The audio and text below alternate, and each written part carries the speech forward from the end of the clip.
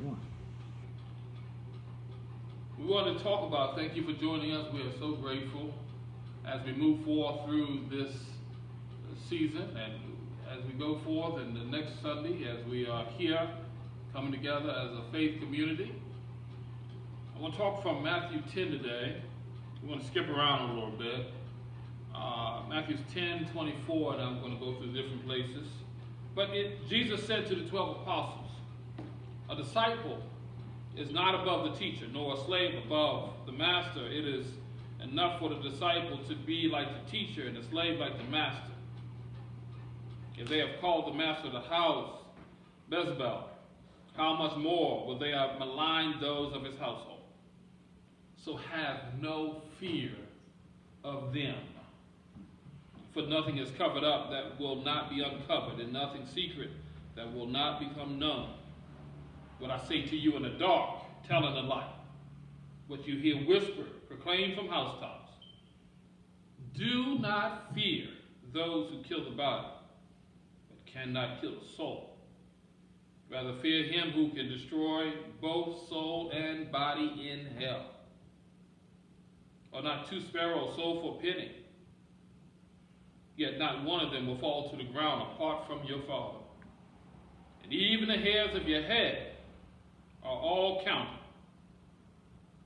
So do not be afraid. You are of more value than sparrows. Everyone therefore who acknowledges me before others, I will also acknowledge before my Father in heaven. But whoever denies me before others, I will deny them before my Father in heaven. Do not think that I've come to bring peace to the earth. I've not come to bring peace, but a sword. For I've come to set a man against his father, and a daughter against her mother, and a daughter-in-law against her mother-in-law. And one's foes will be members of one's own household. Whoever loves father or mother more than me is not worthy of me. Whoever loves son or daughter more than me is not worthy of me. And whoever does not take up the cross and follow me is not worthy of me. Those who find their lives will lose it, and those who lose their life for my sake will find it. This was the gospel of the Lord. When we think about this,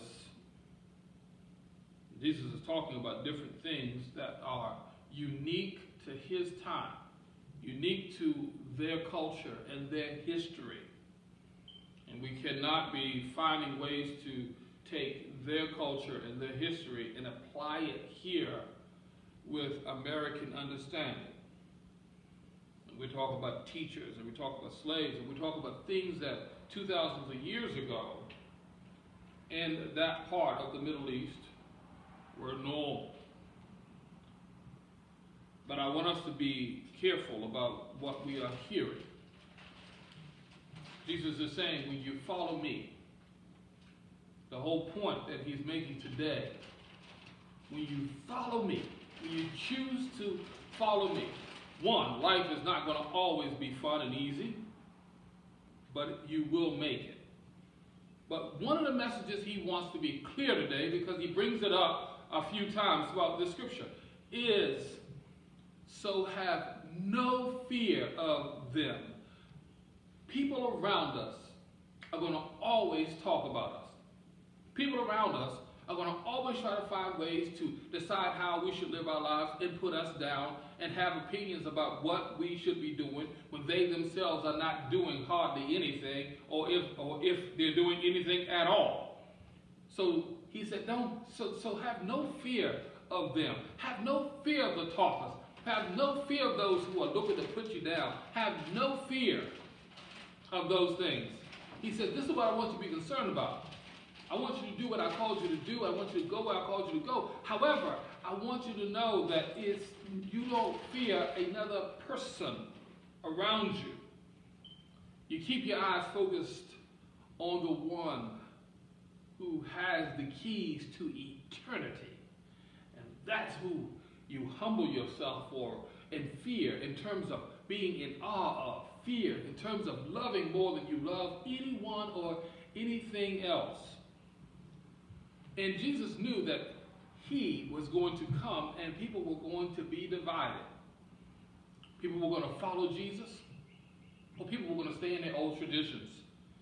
People were going to follow him into an eternal future with him, and other people were going to choose not to, and they'd be left with that decision.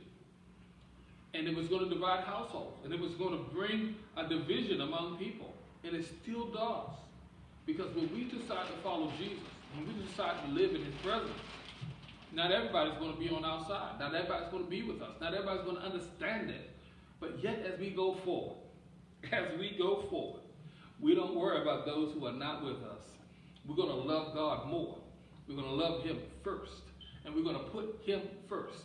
Because when we put him first, he said it this way. He said, seek ye first the kingdom of God, and all his righteousness, and all these other things will be added unto you. This is what we need to do, is always put him first. Put God first. Put him first in our decisions. Put him first in our families. Put him first in our churches. Put him first in our communities. Put him first when we're working on our jobs. Doesn't matter what we do. Put him first. Put his precepts first. Put his commands first. Live according to what he has called us to do first. And then we can do so much more, because he's going to open up the world to us. He's going to open up things for us that the other people can't get access to. We get access because we put God first. And as we go forth today, fear not, go forth, and understand that we have more power than the world could ever imagine.